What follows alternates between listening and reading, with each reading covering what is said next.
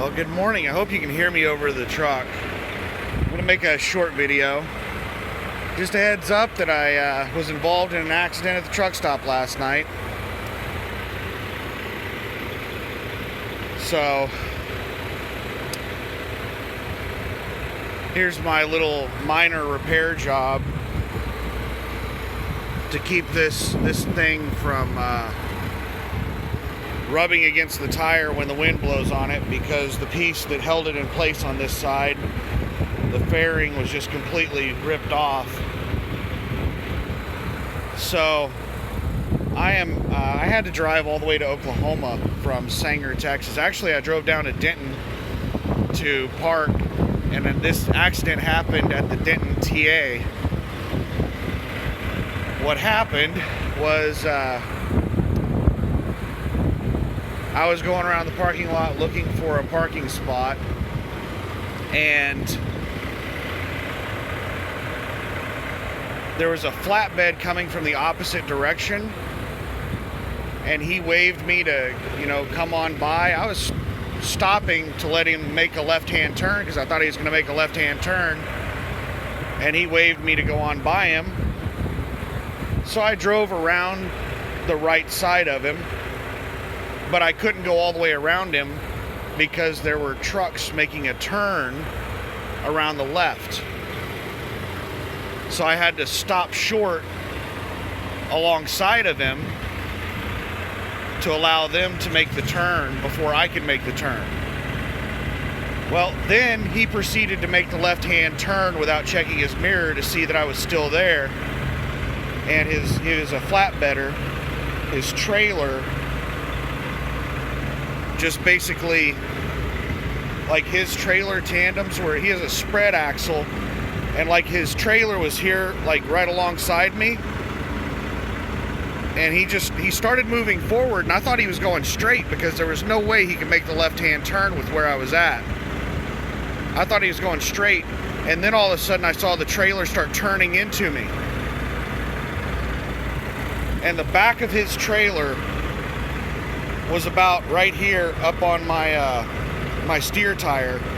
His trailer was, oh man, did it dent my door? That's something else that I'm gonna have to report. Yeah, it flexed in the door a little bit.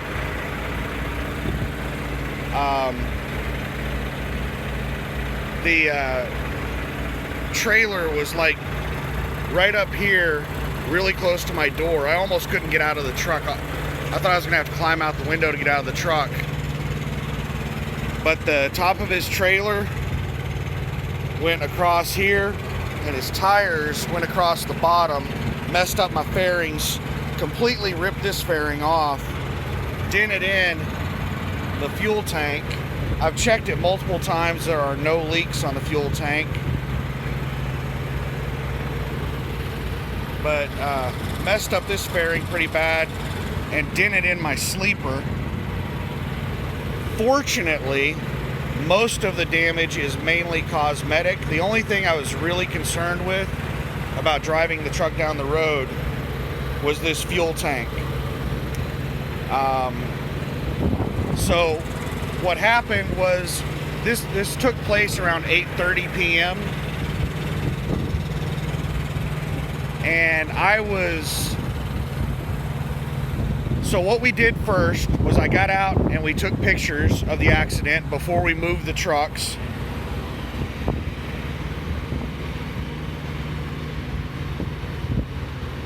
And then we separated the trucks. There are a lot of people that try to be helpful that are just morons. There was some dumbass.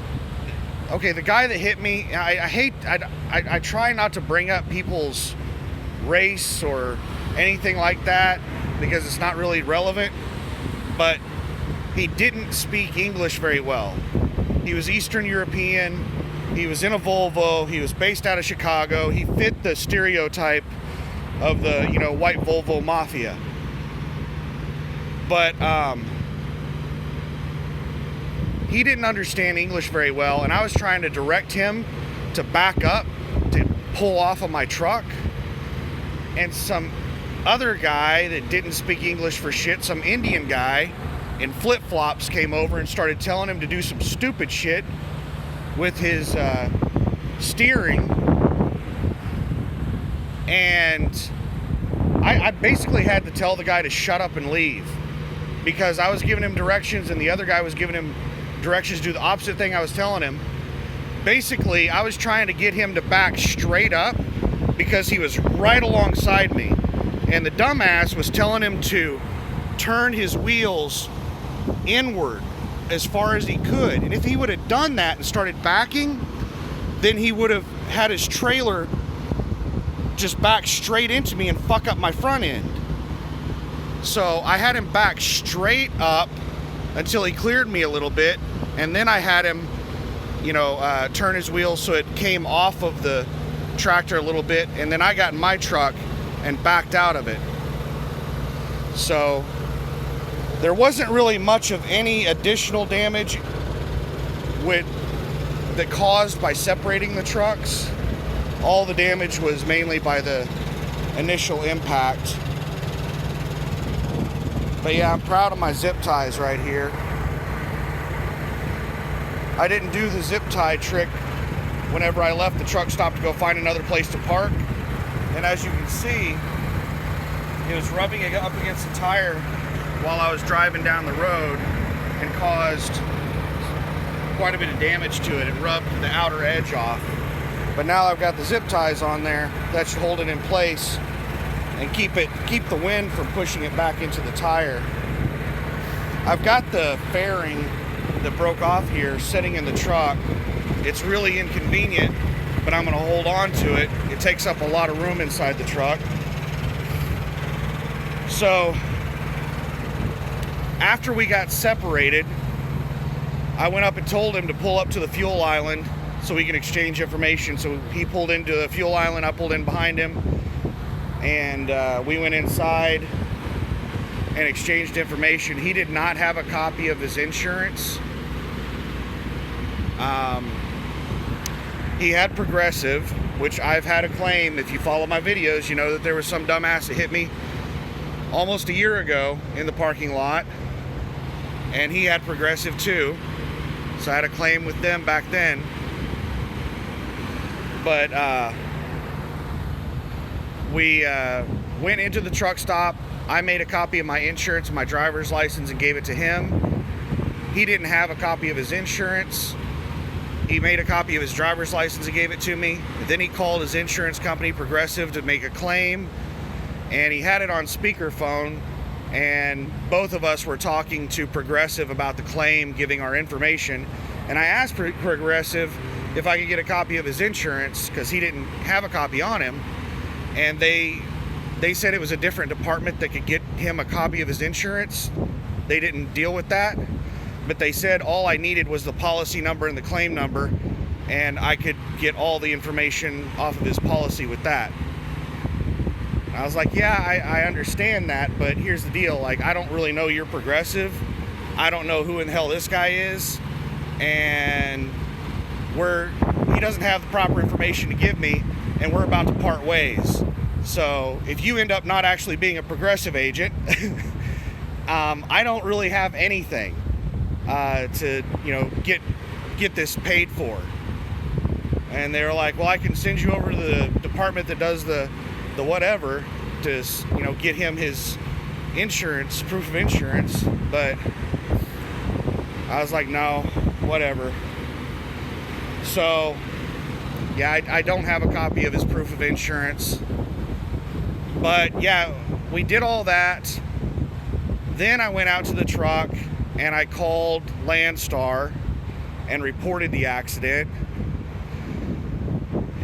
And that took forever. They asked a ton of questions. They wanted pictures and all kinds of stuff. And it was taking so long, and I was sitting at the fuel island. People were pulling up behind me, and Landstar told me that, go find somewhere to park and call them back. So I drove up here. It was 35 miles away, and I was over my 14-hour clock, but Landstar told me that's fine. Just mark that you were on an accident I'm going to mark in your logs that you were on an accident. Do not use personal conveyance.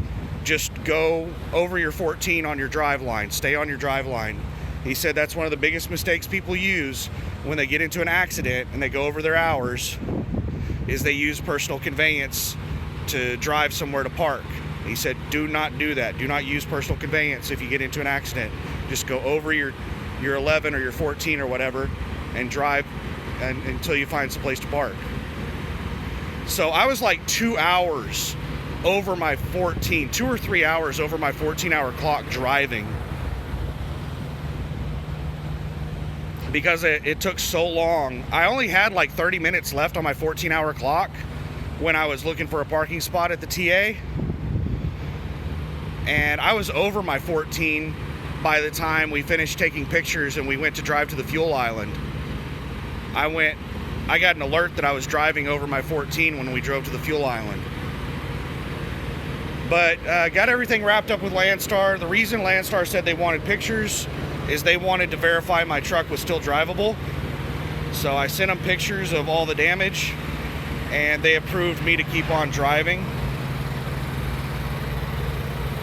And I contacted Walmart because I'm on a Walmart dedicated account. I told Walmart what happened. I said that I'm going to be late tomorrow, but the truck still appears to be drivable, so I still plan on, hauling loads tomorrow, but I'm going to be late. And they said, that's fine, just come in whenever your 10 is up. So then I texted the broker and let him know what was going on. And I'm actually going to call the broker as soon as I finish this video, because he told me to call him this morning. And whenever I was driving down the road, one thing I was really concerned with, because the trailer basically was lined up exactly like this. And maybe I'll do a video where I'll show you the pictures. But the trailer was basically right over top of me like this right here.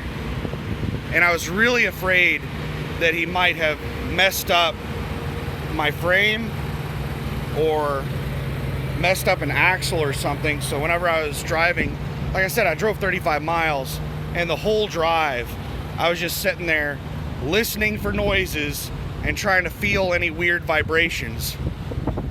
And there was no weird noises, no vibrations or anything. So I think functionally everything's okay with the truck. The only thing I'm concerned with is that fuel tank that's bent in, and it's quite a bit of cosmetic damage. It's embarrassing to drive around in a truck that's fucked up like this. It's really embarrassing. I hate looking like I'm some dumbass that's out hitting shit, because all these dumbasses keep hitting me. But that's what's going on with me. I'll probably upload another video today, but I've got to get my day started. I've still got like 30 minutes left on my 10. And I'm going to go ahead and call the broker and let him know that I'm going to run throughout the rest of this week. And I'll have to make a decision on what to do next week, if I'm going to need to take next week off so I can get repairs done. Because you can't get shit done on the weekend. And this is a Monday through Friday contract with weekends off. So Progressive is supposed to call me today. I know the routine. They're going to want me to take pictures with their app, and they're also going to want me to take a video with their app, and then they're going to give me a quote or an estimate or something, an offer to pay me off after they review all the damage. And they are cheap as shit. Like, they use the cheapest aftermarket parts and stuff. It's whatever they can find that's the cheapest. Like the OEM headlight that got knocked out in the last accident, Volvo charges $1,000, over $1,000 for that headlight assembly. They paid me like $300 for the cheapest aftermarket one. That pissed me off. So I know they're going to lowball me on everything. but there's a lot of body damage, and that shit is expensive to get repaired. That big dent in the sleeper, this like wing right here could be replaced, and then the mount that it's mounted to here, I don't know what all of this is bent in. This one's bent in. This bracket is bent in. I think this bracket's bent in. I am not sure if that one's bent in. You can see that it's bent right there. That's more sleeper damage. That's not the fairing, that's the sleeper that's been in. But this fairing can be easily replaced. And all of these fairings can be easily replaced. The fuel tank is expensive to replace. And this body damage right here on the sleeper.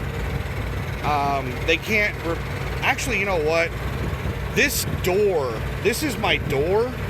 This door might, let me see what damage is behind the door.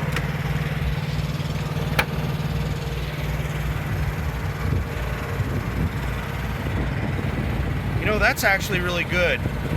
There's minimal damage to the sleeper right there.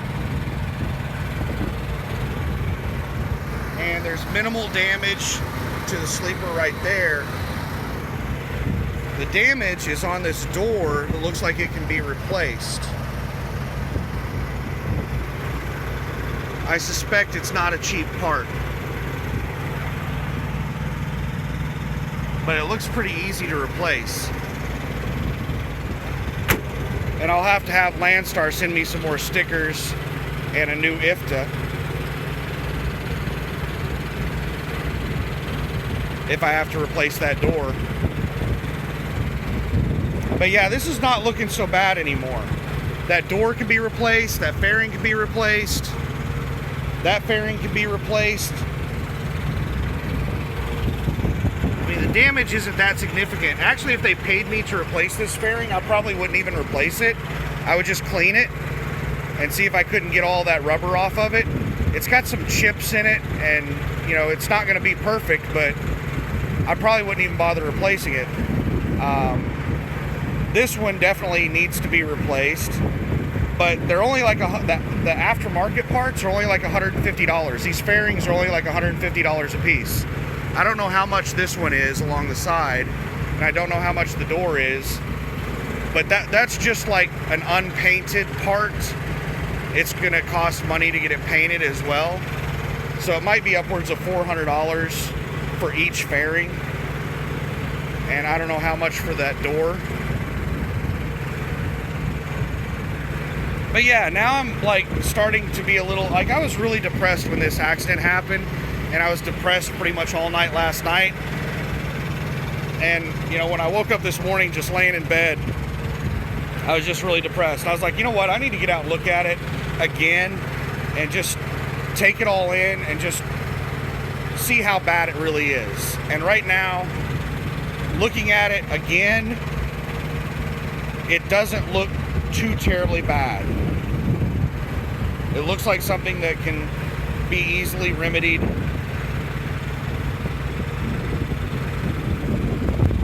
So yeah, I'm in a little bit better mood now. So we'll go down to Walmart and haul some loads today and tomorrow, and then I'll make a decision at the end of the day tomorrow on whether or not to take next week off to get some repairs made.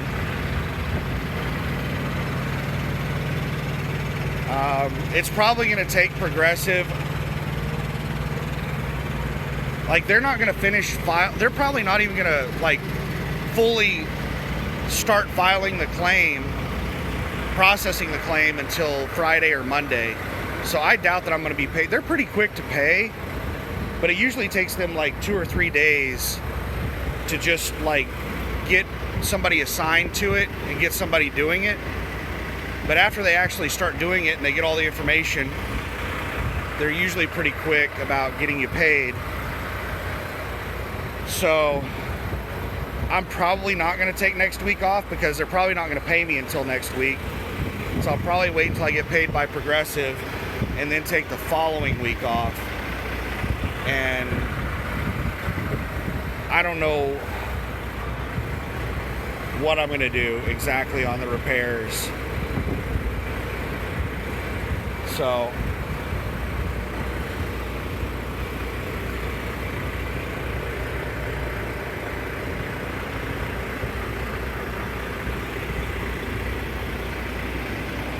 yeah, it really sucks. It really sucks, man. Times are hard right now. The market is rough, and to have something like this happen, it just adds unnecessary stress. Like, it's already really stressful in this environment, and then this gets dropped on you. It just sucks. But anyway, that's the video. I'll throw this up here. I hope the engine noise wasn't so loud that you couldn't hear me. But I can't turn the truck off. Otherwise, it'll get up to like 150 degrees in the truck, and it'll take 2 hours to get it back down to 70. So, yeah. Hope you're having a good week. Bye.